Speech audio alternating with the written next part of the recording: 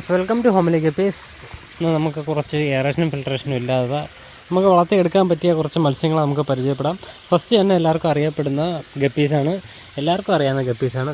നമ്മൾ സെപ്പറേറ്റ് മാറ്റിയിട്ട നല്ല ഗ്രോത്തും കാര്യങ്ങളൊക്കെ ഉള്ള ഗപ്പീസാണ്.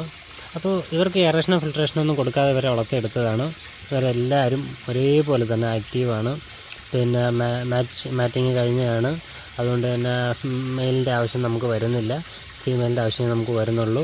അടുത്തായിട്ട് നമുക്ക് പരിചയപ്പെടുത്താൻ പോണത് മോളീസാണ്. മോളീസിനെ പരിചയപ്പെടാം. ഇതാണ് മോളീസ്. കണ്ടായിരുന്നു, ഇതാണ് മോളീസ്. നല്ല സൈസും കാര്യങ്ങളൊക്കെ ഉള്ള മോളീസാണ് നമ്മുടെ കയ്യിലുള്ളത്. ഇവിടെ കുട്ടികളാണ് അതിൻ്റെ അത് കിടക്കുന്നത്. കാണാമോ, ഈ കിടക്കുന്നത് നല്ല ഗ്രോത്തും നല്ല കളറും കാര്യങ്ങളൊക്കെ വരുന്ന മത്സ്യമാണ് മോളീസ്.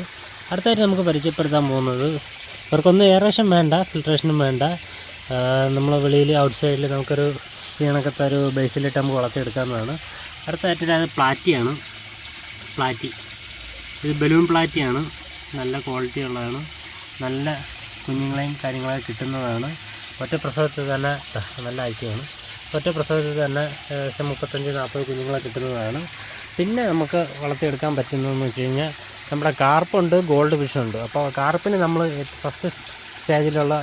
ആദ്യത്തെ ഏജിലുള്ള നമ്മൾ സെയിൽ ചെയ്യുന്നത്, അതായത് 2 ഇഞ്ച് സൈസൊക്കെ നമ്മൾ സെയിൽ ചെയ്യാൻ വേണ്ടി ഉദ്ദേശിച്ചേക്കുന്നതെന്ന് വെച്ച് കഴിഞ്ഞാൽ പീസ് 15 രൂപയ്ക്കാണ് നമ്മൾ സെയിൽ ചെയ്യുന്നത്. സെക്കൻഡ് സ്റ്റേജിലുള്ളത് 30, 35, 40 അങ്ങനെ പോവും. പിന്നെ അടുത്തതായിട്ട് വരുന്നതെന്ന് വെച്ച് കഴിഞ്ഞാൽ ഗോൾഡ് ഫിഷാണ്. ഗോൾഡ് ഫിഷ് അതിന് നമ്മൾ സ്റ്റാർട്ടിങ് റേറ്റ് വരുന്ന 10 രൂപയാണ്. അതിൻ്റെ മുകളിൽ നമ്മുടെ കയ്യിൽ അവൈലബിൾ ആയിട്ടുണ്ട്. അപ്പോൾ നിങ്ങൾക്ക് അറിയാൻ വേണമെന്നുണ്ടെങ്കിൽ പറഞ്ഞാൽ മതി. നല്ല ഗ്രോത്തും കാര്യങ്ങളൊക്കെ ഉള്ള മത്സ്യങ്ങൾ നമ്മുടെ കയ്യിലുണ്ട്. Okay, thank you.